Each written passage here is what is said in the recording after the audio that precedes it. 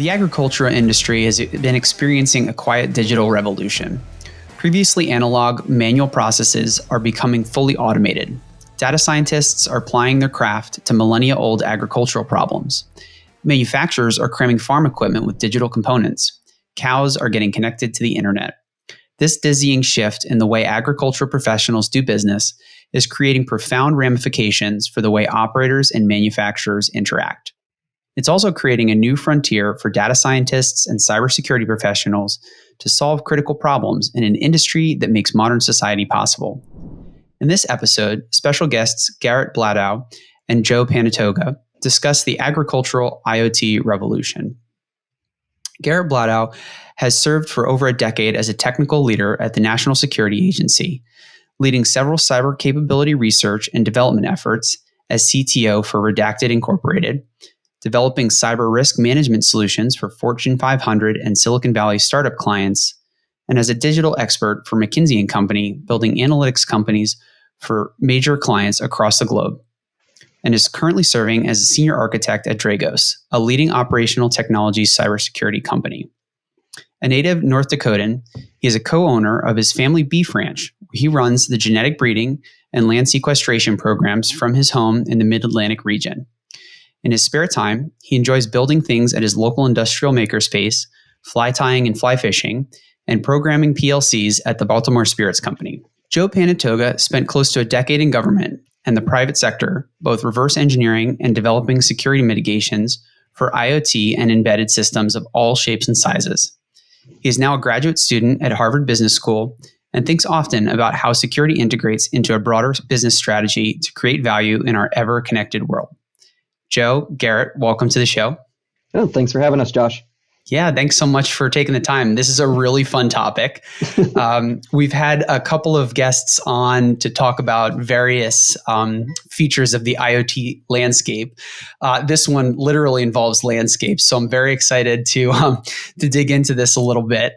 I like to start these IoT-related shows with a simple question that has a lot of directions, and that is, what is an IoT device? So, Joe, maybe we can start with you and give us a sense of what you think an IoT device is.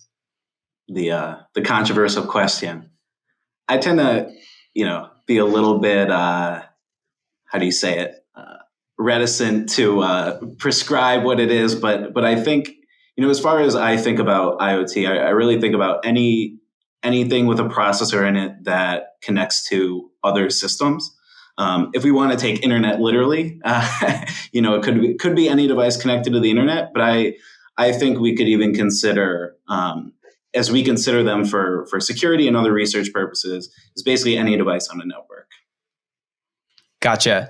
And Garrett, maybe we could start with your take on what an IoT device is, and then dovetail that into how a 75,000 head cattle ranch uses such devices. Sure. When I think of IoT, I primarily think of an internet-connected device on the edge that's providing data to a more common system that's probably running in the cloud or some data center to produce analytics and outputs or prescribed actions. So with sort of that definition, we built at my farm, L7 Ranch, an entire IoT system that is monitoring both our cattle grazing habits as well as our land carbon capture and O2 release. So it's sort of all tied into a practice now called holistic grazing. And, what to describe the system kind of simply, our cattle are all tagged with, it's called EIDs, but it's a specification of RFID, specific for livestock tagging. And they walk through literal gates, and there are RFID readers on each side of the gate. And that tracks how long a particular piece of livestock has been in that pasture area, and how many have been there for X amount of days and times. And then through sort of the inherent knowledge that we have from our range management expert that's employed by our farm, we have a range management expert because we're managing 300,000 acres. So it's about 25 square miles of just pasture land. So they're responsible for making sure that the grass is green in the right spots and that we're maximally using that land. And so we kind of took their projections and then applied that to a data science model.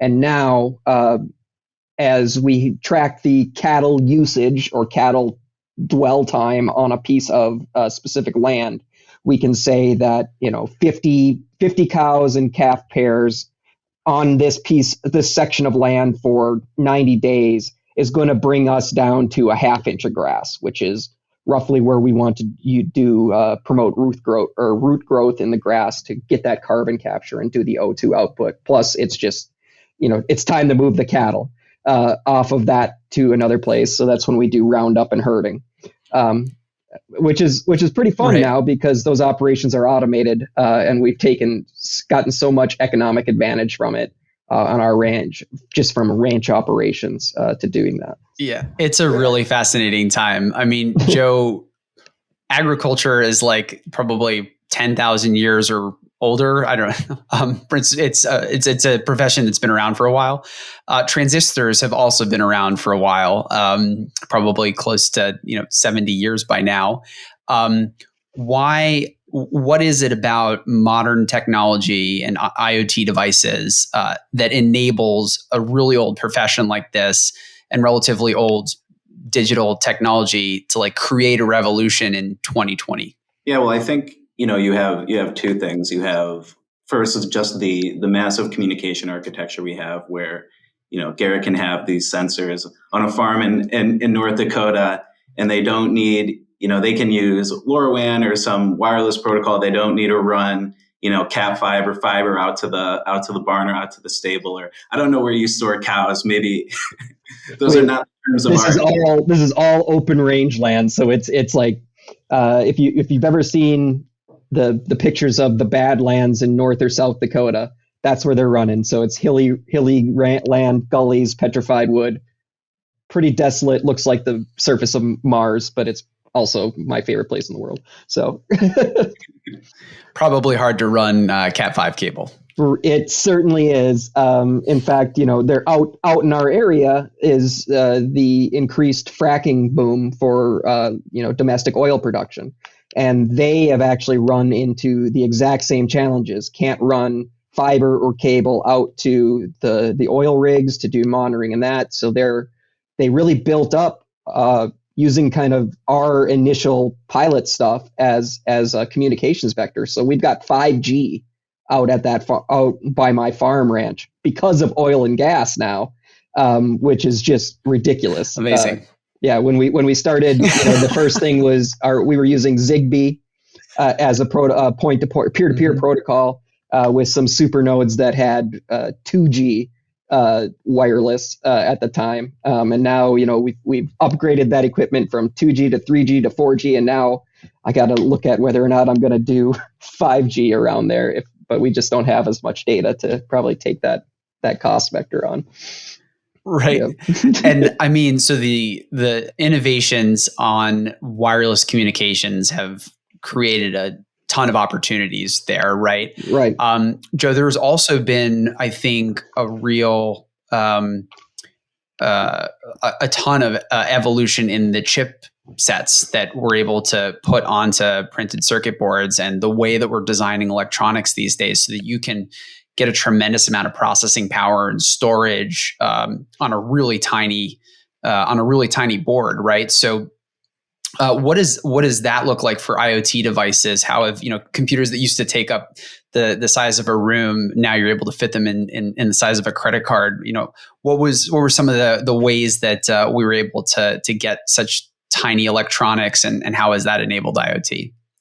Yeah, well, I think we all know about Moore's law, but I think I'd look to maybe a more recent innovation. I think in the mid 2000s, it kind of started with Arduinos and then Raspberry Pis, where what you really started to see was that for prototyping electronics, you now had access to some of this sophistication where you could run like a real operating system. You didn't have to bake your own scheduler on a AVR or PIC-18. And, now, right, we have these ESPs, we have all these different prototype boards. I don't know, Garrett, whether you're using, off the shelf equipment or whether you're sort of rolling your own, but we started with a roll your own based off Raspberry Pi platforms. And now I actually have particle stamping boards for me based off our hardware spec. And, we're using Arduino compatible chipsets for most of that just because the tech has advanced so much. Yeah, it's pretty amazing. And Particle, I think it has like a web IDE. Is that right? Where you can basically program an Arduino like over the air. You don't even need physical access. I mean, I'm doing it from my house in Baltimore, right, to my rangeland in North Dakota, 2,500 miles away, and I can do over-the-air updates if I want to tweak an algorithm or collect a new value or do whatever. As long as my, we'll call it the sensor platform, has the right sensors that I need, I can push new logic with the click of a button and deploy to an entire IoT fleet. Which is just amazing. Like the microcontroller revolution has just created such a profound difference in the way that we're able to like iterate on these IoT devices or on electronics, because where you used to have to design circuits, analog circuits to do things, is tedious, error prone process, very different from programming, which some would argue is also tedious and error prone. But you've got a microcontroller now, which you can like update the way that it works post production. You just like either a JTAG or a USB port, or in your case, 4G internet connection. You can fundamentally change the way that these electronics are working. Yeah, and the biggest thing for us, and this is, I think I shared with you earlier, but the way I had to explain some of our efforts around why we were bringing technology into the problem, obviously I had to convince a different generation that this was a good idea, right? So my father, who is in his 70s now, is old school rancher. Cow calf pairs are the only things he really wants to ever do in his life, right? He was mad that in the 80s, he had to stop farming for a while and because it wasn't making money. And now he's come back and he's doing exactly what he loves, which is raising cattle, and don't let your stupid hippie technology come to me. So the way I had to convince him, so in addition to just our holistic grazing, which is what we wanted this technology for too, it actually enabled a new market for us. So we are selling carbon offsets based off of the aggregated data science kind of content that we're producing from our land. I had to sell it to my father as, we're going to sell air to hippies, and it's not going to cost you any more money. And that was the big point, right? Not the air to hippies part, but it's not going to cost you any more than what we're already doing. And with this microcontroller boom that we have, like the ROI on the technology itself is getting to a level where, you don't need 75,000 head ranch to really eke out, your value from this. When you're deploying EID tags that used to cost $15 a cow, right? Multiplied times 75,000 times 2 when you have cow-calf pairs. So 150,000 cattle that need to be tagged at $15. That's just like, no farmer is ever going to do that. Now we're getting those chipsets and those tags down to 10 cents each, right? That's a no-brainer. I can enable with a $5 microcontroller platform sensor and a 10-cent ear tag, which is actually cheaper than the regular just plastic ones these days, which is funny to me. And now we get all of this added benefit where we can even join additional markets like selling carbon offsets on California cap and trade. Yeah, I mean, it's an amazing world when you start opening up these previously totally analog things into the digital world. And it's enabled by a combination of reliable, relatively cheap connectivity, right? Mm-hmm. Like you were saying, Joe, the sort of LoRaWAN, Zigbee, 4G, 5Gs of the world. Programmable microcontrollers that you can, from thousands of miles away, fundamentally update the way these electronics are working in the field. And yeah, I mean, like sensors, lots of sensors, the ability to sense and in some fields actuate, but I guess primarily for you, Garrett, it's sensing data. So you're collecting all this data. You pull this data back in near real time. What do you do with it? Where does it go, and how do you organize it and make sense of it, and how does it translate to the bottom line for the agricultural community? Right. So the datas are coming in. We use one of the big major cloud providers for sort of our back end system at this point. We originally rolled our own because we started this 15 years ago, but now the tech has advanced enough where it's actually cheaper for us to run in a cloud.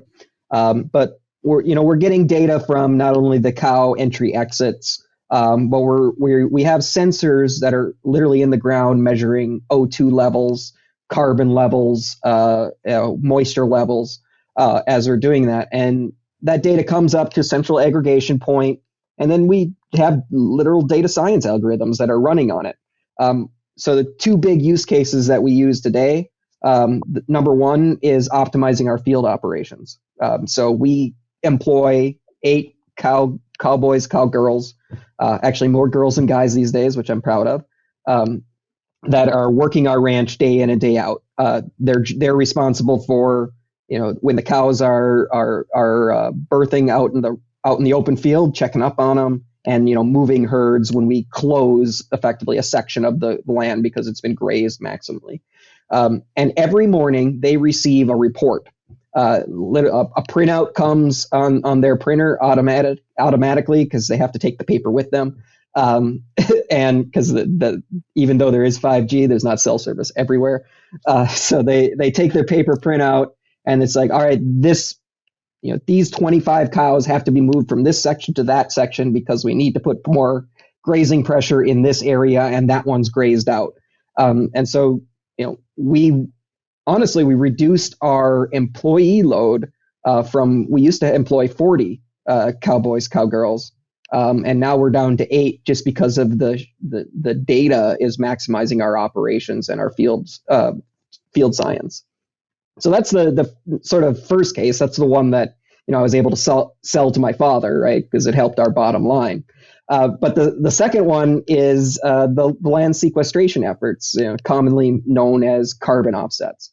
So we actually developed a protocol, which is what the lingo in the carbon sequestration world, that says, all right, if we follow these things and can prove, this type of data, O2 level, carbon capture, moisture level, and I think when we talked briefly earlier, also methane capture from the cattle themselves, because that is a greenhouse gas. And so we had to make sure that the carbon capture and the O2 output was still higher than our greenhouse gas emissions from 75,000 head of cattle. And so we developed at the time, we employ a full-time vet at our farm, a methane capture device for cattle, which is as crude as you think it is. It's a pipe that is installed into the cow, and there's a backpack that they wear that literally captured all the methane gas for 24 hours. And we did statistical sampling and expanded that out to probabilities and did all of this work to meet this protocol that we defined for a ranch land selling O2 credits for the carbon market. That was also an IoT project, the fart capture machine. And all of that data comes into the same central repository. So if we actually have to ever prove that our protocol is working to either the registry owner, the California Cap and Trade Market in this case, we have all the data to back it, including quarterly monitoring of our greenhouse gas emissions from our herd.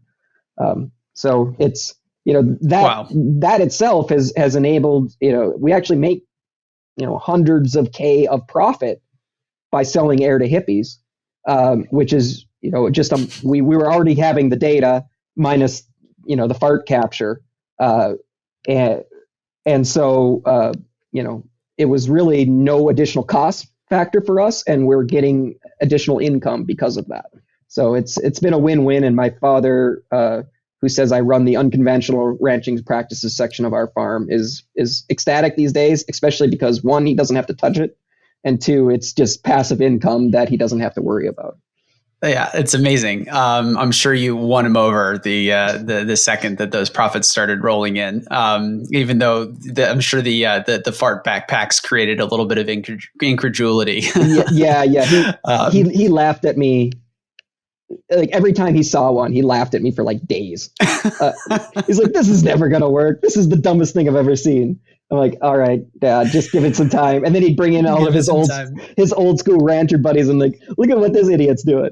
and now they actually like they all want the system, and we've pushed it out to a couple other ranches in Montana and in North Dakota now that have been partners with us for a while. So it's fun. The network's growing. Yeah.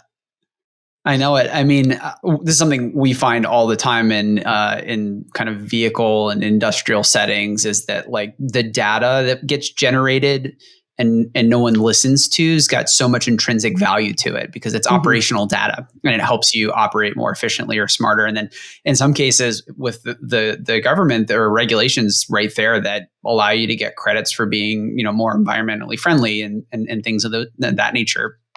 But it's not just the sensors in IoT that are revolutionizing the way that older industries that were previously analog are operating. It's also actuators, right? So there's a whole class of technology, operational technology, where rather than just kind of storing and manipulating and pulling data, you're actually manipulating things in the physical world. So, Joe, what are some examples of IoT devices that you've seen that have physical effects in the real world? Sure. So there's quite a few, and I know Garrett from his bio is a PLC programmer as well, and also I'm sure his time at Dragos, he's seen his fair share of programmable logic controllers. I think that's like the clear, sort of the very clear example. There are many others that are salient, like medical devices, but really almost anything these days that's hooked up to to a piece of electronics that's moving, right, could serve as an example. I know many access control systems to buildings, for example, that you have the magnetic door locks. Oftentimes of those route up to a overall building management system, which has some data collection features on it and may be able to be centrally managed over the internet. So even these little things that we sort of take for granted as we're walking in and out of our office every day, serve as examples in this case. Yeah, I mean, I work a lot with the electrical sector from my Dragos job, and the lights do not come on without IoT these days. And it's really interesting from the programmable logic controllers all the way down to the remote terminal units, how much they're instrumenting both sensors and actuators to do everything. And like the power plants are struggling because they can't find control engineers anymore. So they've just had to increase technology to automate more and more operations, which increases efficiency, but is also extremely scary from a cybersecurity point, right? If we can perform a pen test or not a pen test and literally blow up a substation because we flip a switch and bypass the safety systems, a literal switch in a switch yard, like that's incredible and also scary and stuff that we need to watch for and build detections and protections around. Right. Yeah, I think this is a critical distinction between a lot of IT and OT is, with IT, if an attacker gains control of a system and denies service or manipulates data, there can be definitely downstream effects. We saw this in Maersk, for example, like Omnitrax was a short line freight operator out west that got hacked and their operations were impeded because they were unable to access information about what they were supposed to be doing. But when you're talking about operational technology, a programmable logic controller or something that's like physically controlling the real world, if an attacker gains control or gains execution, or can manipulate the operating characteristics of that thing, like all of a sudden you're, you can cause massive loss of life, right? I mean, the stakes are orders of magnitude higher on these things. And so, since we're sort of on the topic of actuators, right? Recently, there has been an attack at the Oldsmar city water treatment facility, right? So you don't necessarily think of that as an internet connected system or an operational technology system, but sure enough, an attacker gained a remote desktop to the engineering station, and yet they turned an actuator, and unfortunately, that actuator was the chlorine uptake, right? So putting more and more chlorine into potable drinking water, making it toxic. Luckily, the control engineer caught what was happening before something really, really bad happened. But talk about a scary situation, right? Really scary.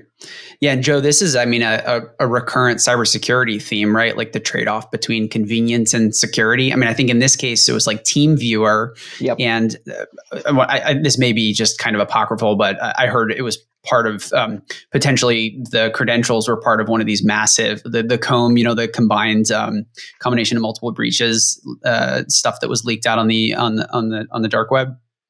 And someone just found this TeamViewer instance, or it might have been a disgruntled employee or something. But the convenience of having this thing remotely accessible for monitoring and control created the attack surface that allowed the attacker to, fortunately this was stopped, but potentially to create like really devastating effects for a whole community, right? Entirely, yeah. I think one example that I was reading about recently, I thought about it when you mentioned Maersk, is, the reefer containers, all of the refrigerated containers that store our produce that's shipped all around the world. Those are starting to become equipped with, 4G LTE modems, as well as GPS and other tracking systems, so that they can serve data back to the customers who want to monitor their shipments en route. And there's some interesting possibilities there. And I think that kind of goes back to agriculture, as we were sort of discussing earlier with farm equipment and tractors. We have these things, right? Whether it be refrigerated containers or tractors, that really are the backbone of these $100 billion markets, and are incredibly important to not just national security, but food security. It's really sort of difficult to imagine the consequences of there being an attack to that sort of infrastructure. Right. I think to talk a little bit further about that, Joe.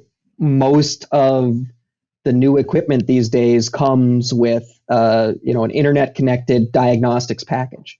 Right. And you don't have the option to buy a new tractor or a new combine without this included. And then you have to also pay for software licensing year over year on your tractor, which, first of all, beguiles most of the old school farmer market. Like, I just bought this tractor. Why am I still paying money for this tractor? Right. And like, what am I getting from this thing? Garrett, can you help me? This is literally an ask from my uncle, which is, hi, I bought a brand new John Deere. Can you help me hack it and put the Ukrainian firmware on there so that I don't have to deal with John Deere calling me all the time? Like, well, I think it's probably, but you're going to do it anyways, so I will help you do it. So let's not make sure we don't brick a tractor, which is a literal consequence at this point. If you try to update firmware on your piece of agricultural equipment, you may brick a $500,000 piece of equipment and never, it won't run again, which is scary, especially for people that are kind of novice in microcontroller and firmware and hardware kind of the world, right? Really starting to duct tape and baling wire fix things, which is right. Because they just don't want to spend the money, and that's always going to be the number one driver in agriculture. Right. I made the joke a few years ago to a group of friends that John Deere had the largest. We were all talking about Tesla and Uber, and John Deere effectively has the largest semi-autonomous fleet of vehicles, and they've had it for quite some time now. Auto steer has been a thing in John Deere tractors for at least, I want to say, 15 years, 10 years. 15 at least, yeah. Yeah, and it's hooked up. You see that little green bulb at the top of the tractor with the not only GPS, but the inch resolution RTK, sort of terrestrial GPS. Steering its way, the farmer can hang out while the tractor is doing the work, and all of that is routing up to John Deere. It really poses some questions as to, obviously this is important for the efficiency of farming and creating all those sort of benefits that Garrett laid out regarding his cattle farm. But it is interesting where that data goes, who's in control of it. Is maybe you might be a sort of industrial farmer and have dozens or even hundreds of these tractors and manage them individually, but they are all routing to John Deere, and they do have a captive that data they do hold to a certain extent captive. I know you can export it. Farmers Business Network. I don't know if you're familiar with that, Garrett, but they've been doing some things where you can actually export John Deere data and use their platform, but I wouldn't be surprised if that was something John Deere considered holding captive, given their approach to some of this repair stuff we've seen recently. So I have, in my consulting days, I worked with some of the largest agricultural entities in the United States here and Canada. And they are doing exactly what you described, Joe. They're going to John Deere, they're going to Case, and they're saying, let us into your walled garden because now we can do additional efficiencies and provide value and say, all right, we get this data.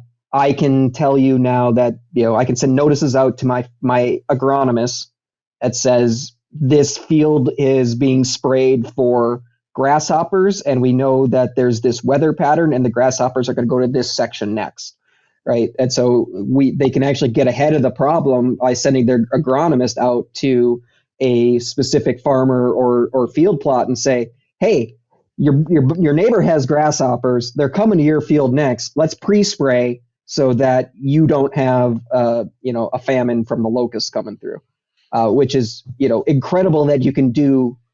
We talk about predictive maintenance on just these vehicles themselves, but now you're having predictive agricultural yield and predictive herbicide and pesticide application to really help your bottom line. Yeah, at what point does the agricultural community become like Facebook's and Facebook and the tractors are free and it's the the data that's coming off of them that's the product, right?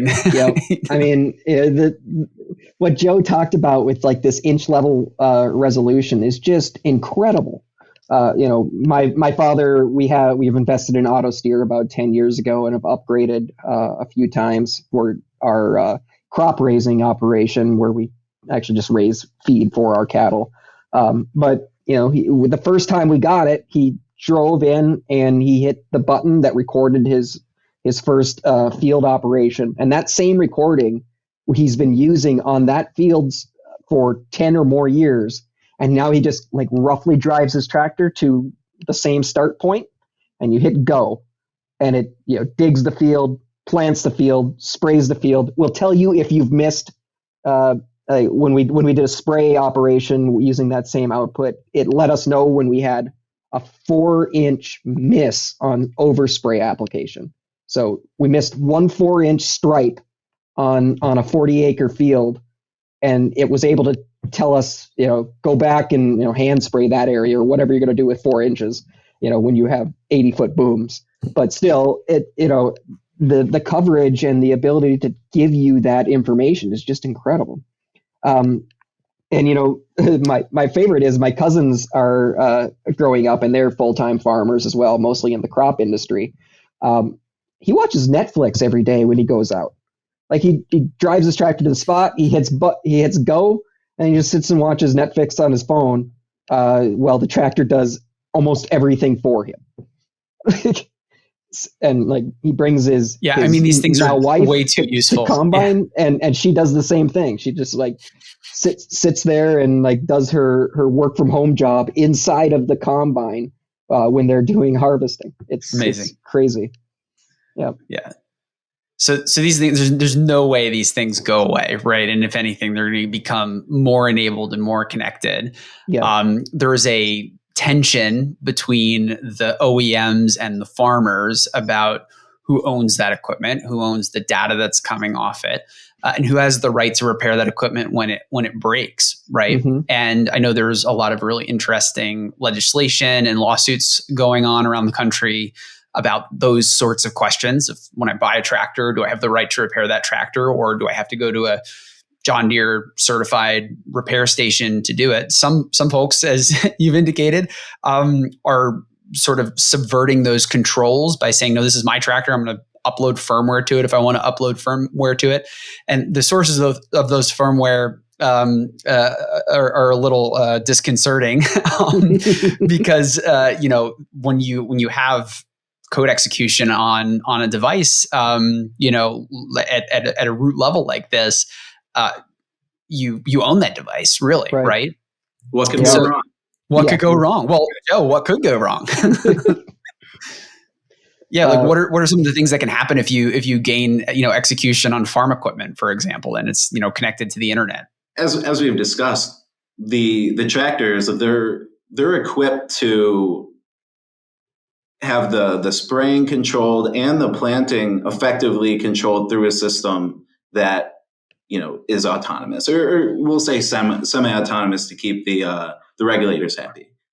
But think about what the consequences might be. I saw a fascinating YouTube video where it was just a John Deere tractor driving down a row, and you could actually see each individual seed being planted. And if it was planted off target, it would alert you.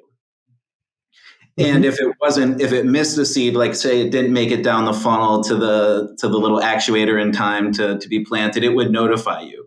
And you'd get this continuous update rate of your sort of planting efficiency or how successfully you're covering the land. Think about if that lied to you. Mm-hmm. I'm not a farmer. I'm sure farmers are pretty smart and could realize pretty quickly, right, if something was wrong with their field. However, the question is that still too late? And crops are a cycle, right? Planting is not, at least where I'm from, the Midwest, right? There are seasons, and you can't plant year round. So if you're even a few days, a few weeks late, that can be pretty devastating to overall crop yields. And so, given the sort of importance, the food importance, strategic importance of our agricultural system, clearly that is there are potentially some disastrous consequences if that can be achieved at scale, right? And the at scale thing is important because you let's say you're able to attack one tractor, you can perhaps disrupt the operations of one farm. The thing here, right, is it's a captive market. There's one manufacturer that is basically producing these things, and some large percentage of our overall agricultural market uses. They're all connected up to some central data repository.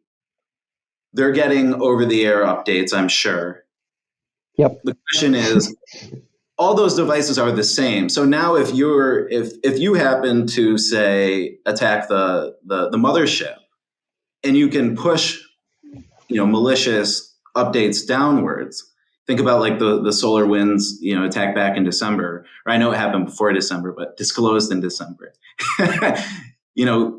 It doesn't take a long time, right? Days or weeks for really terrible damage to be done. Yeah, I think there was some reporting around this time last year about like, nothing new under the sun. It's like sort of these watering hole attacks. Like there was a bunch of malware in Android utility apps, like the Tekia malware. You just like have free racing games or free calculator or whatever, and notionally the app is doing something, but actually it's like committing ad fraud and like imitating your clicks and things. So you produce something notionally very useful, but it has some undocumented features in it that are potentially very harmful to you. So if, for example, jailbreaking a tractor so that you can get in there and modify things, or you're not beholden to paying a subscription to John Deere, obviously you have real incentive to do that sort of thing on your equipment, but that's a ready scalable access vector for somebody like, for example, a nation state who wanted to hold the food security of another nation at risk. Could really, you can imagine some pretty awful things happening. Yeah, and one thing that I find really interesting, again, kind of going back to my North Dakota experience, the legislature in North Dakota this year introduced a bill primarily to restrict the walled garden concept. Nationally, it was reported that, they're going after Apple, but that really wasn't the use case that they were going at. That said, they have to let certain apps be on the Apple App Store. Their use case was John Deere, CAT, Case IH. That's what they were actually going after, because they've gotten so many complaints from their constituents who are mostly in the agricultural sector that we can't do the right to repair. We can't do this because they're holding our data hostage. At the same time, taking advantage of all of the good things that are coming from it, like predictive maintenance and fleet management, centralized fleet management, and no longer having to roll a truck for repair if it's not reporting an error of any sort. But it's a really interesting to see farmers taking the leading stance in open sourcing technology and data to improve their farm operations. And people are thinking that, why is North Dakota going after Apple? Yeah, that's one of it, but it's not the main motivator. Right. Yeah. That's interesting in that I think right to repair people often think of as being the actual equipment, the hard asset, right? But we're talking about data being this other asset. Mm-hmm. And I actually voted on it in back in November. Massachusetts had a new right to repair vote up that was actually saying that automobile manufacturers had to release the data and telematics data from the cars, along with all the manuals and whatnot that they passed in the right to repair legislation back from 2012. So it's definitely a cool thing to see how legislation seems to be moving in a direction that at least can help mitigate some of these issues. Yeah, I think there really is a risk of modern day trust issues, like the antitrust sort of trust, because when an OEM collects all of this data, there's kind of like a monopolistic scale built into it, right? If you're collecting data from 10,000 or 100,000 pieces of farm equipment, you're collecting data about the operating conditions, about the fields, about all of these different operating parameters that allow you to build a more efficient, number one, build a more efficient machine. And then number two, bundle all that data for some of the purposes that Garrett, you were talking about. And it makes it harder and harder for new entrants to come in and unseat an incumbent. And so I think it's a really important issue that we need to think about, like, how do you make this data accessible, not only to, make this data accessible to the farmers, so that, because, they're the ones generating it. And there's I was joking about Facebook kind of, but there's a corollary to this, which is, on all of our social network usage, we're generating tons and tons of data, so much so that, like, the corporations on the other end that are giving us these free services are using that data to generate revenue, right? So just like, I think it's a really interesting confluence of events in very different physical contexts that there's some common threads there. Well, a really big common thread here, and a couple of the entities have started to get in trouble for it, is that they're actually using this data to do to game the commodities futures market, right? So I am the company, I forget, it was a smaller analytics company that is no longer in business because they got sued pretty well. But they were using all of the input coming back from Caterpillar combines, and they were doing predictive yields on the wheat growth, the corn growth, the soybeans market. They knew how much was coming in before it even went to market, because they were able to capture that data within, the sensor and actuator information that came back from the combine. So they were like, oh, there's going to be there was a really high yield of wheat this year in Iowa. So let's short stocks on wheat in the futures market. Prices. Yeah, right. And they were doing right. market manipulation based off of the agricultural data they were receiving from these larger players. So it's it's a scary world. You can make a lot of money if you don't have many scruples, and with this data. For sure. Yeah.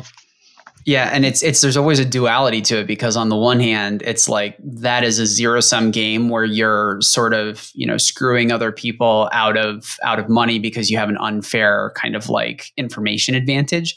Mm-hmm. There's the flip side of it, which is if we figure out a way to utilize it correctly, we can like even out crop yields potentially, or get ahead of scarcity, right. and make plans for, there are like positive ways of using all this data. So I think it's just a matter of making sure that this data is available for people who can, serve the greater good rather than, some sort of like myopic optimizations. Yeah. And that flip side of that is that there are entities that are doing that, specifically around crop rotation, right? Where they're looking at year over year yields, either from satellite imagery combined with information coming from these internet connected agricultural implements, and saying, you've grown soybeans on this field for 3 years in a row.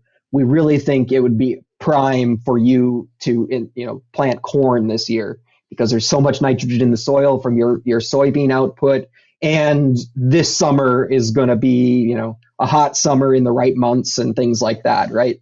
So like they're using both weather data from the crop yields, previous and current, and doing predictive things to tell you what will maximize your profits and yields if you to plant on pre-plant.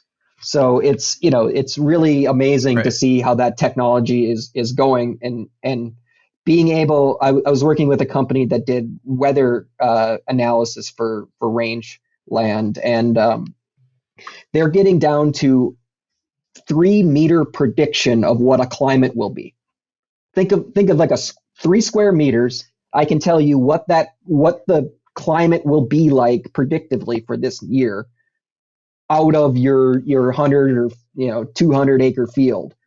So it's that level of accuracy that they're getting from satellite imagery, captured data, and applying that to statistical and probabilistic models is just amazing.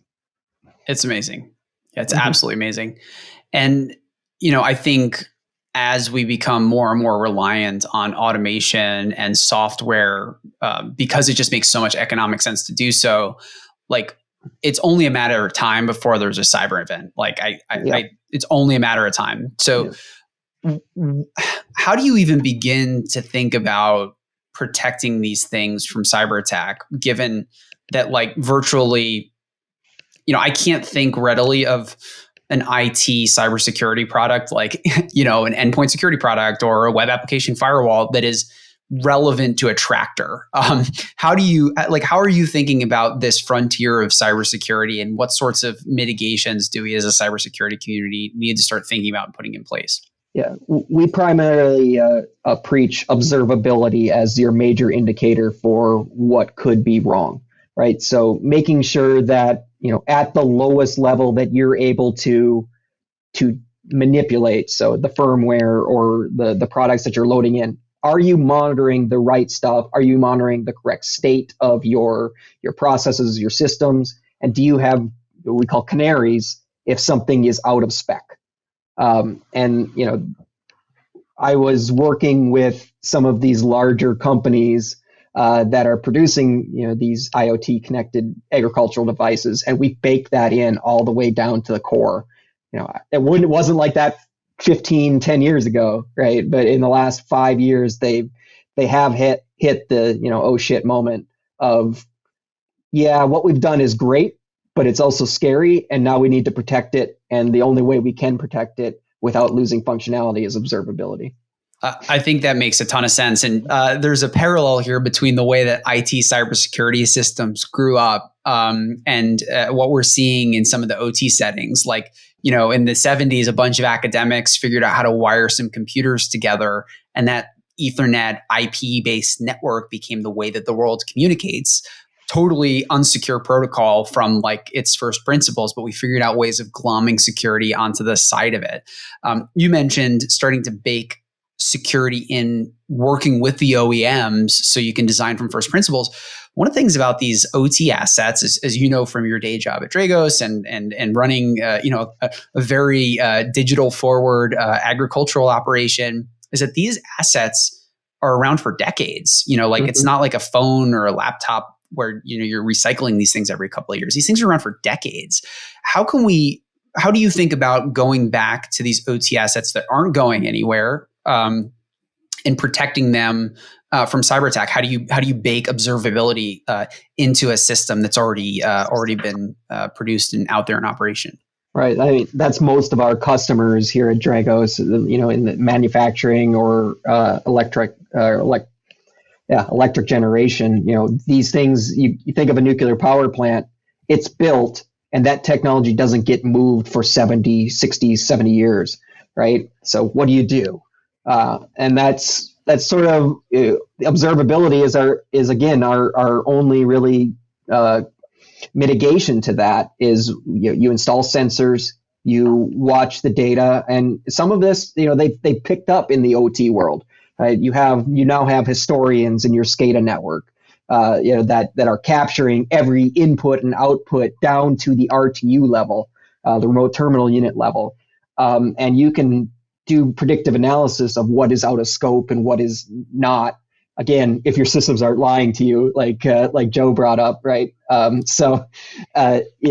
You do have to sometimes walk around and actually put eyes on the equipment to make sure it is doing what you want it to do. But at Stuxnet, I remember reading that there were bogus sensor values getting thrown off of the centrifuges so that the operators didn't know that they were operating out of spec, right? So being able to trust your systems is a real problem. Yeah, absolutely. And the other part that we really look at, especially in the OT environment, is segregating your operations from your safety systems, right? They don't, the world used to be never connect your OT stuff to the internet. And I'll tell you from our Dragos's perspective, every team that we've sent out to do an assessment of an OT network, every one of them, whether they thought so or not, was connected to the internet. So it's just, it's just a fallacy to think that you're going to get away with it by doing, complete air-gapped systems, because when it's air-gapped, someone's always going to work around it. So what we talk about is isolation of critical operations, safety operations should be all on their own segments, so that if one is impeded, the other does not suffer the same outcome. And so there's that. There's now OT firewalls and things like that get put in place down all the way to PLC levels. Like most of the PLCs are what they call DIN rail mounted, right? So they're little units, and they don't go in a rack like you'd think at a data center. They're getting hung up on a wall on like almost a little hook. And they, most of the major vendors in the OT market, Siemens, ABB, Allen Bradley, they have purpose-built firewalls that you can plug into that PLC bus, and it will protect the communications down to the RTU now. So you see that the major vendors are adapting to this new world, but it's really looking at your data, making sure that your operational specs are within norms, and walking around every once in a while to make sure that is outputting what you think it's outputting. Yeah, Joe, you've spent quite a bit of time red teaming these systems. What are your thoughts on some ways that we can go back to legacy assets and try to keep them secure, or at least once the security gets breached, know that they've been breached so you can remediate? Sure. I think everything Garrett said is right on the money. I think, one big part that is still missing from the equation, and perhaps it's because I have a certain affinity to it, is actually thinking about the endpoint. And obviously, we need secure development practices, but really getting to the transparency. I think a unique factor about OT systems and ICS systems is how proprietary they are. And in order to have real observability, you have to, I think, begin to shed some of that, at least aura of it's this impenetrable, walled garden sort of Fort Knox that we have, and you actually need to provide some transparency to your users and your customers. So, right on, Garrett, but I do think there's a little bit more to the puzzle. Yeah, that security through obscurity model that most of these OT vendors have had and enjoyed for 30 or 40 years is no longer protecting them. In That's fact, right. It's making it much harder for defenders to actually defend their operational technology networks. Yeah, because the vulnerability researchers are going to figure out a way through that veil. You might as well level the playing field for the defenders, right? Right. So, well, Joe, Garrett, I really appreciated you guys taking the time out to come on the show and talk about internet connected cows and the future of agricultural IoT. Thanks for coming on, and I look forward to having you on again really soon. Yeah, thanks, Josh. Appreciate it. Right on. Thank you. Thank you for listening to this episode of Planes, Trains, and Tanks. If you enjoyed this episode, please consider leaving us a review. To learn more about Shift5 and our products, visit our website at shift5.io or follow us on LinkedIn and Twitter.